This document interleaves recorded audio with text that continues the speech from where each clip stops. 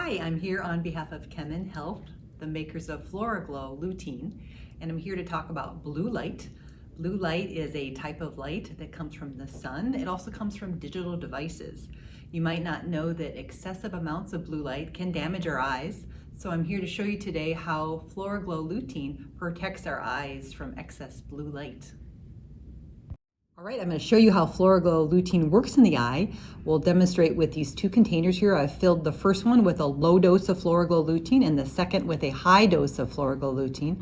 And the first one, you can see FloraGLO partially absorbs blue light. That blue light doesn't pass all the way through. But at the high dose, the recommended amount of FloraGLO Lutein, you can see that FloraGLO Lutein completely absorbs all that blue light to protect the back of our eyes.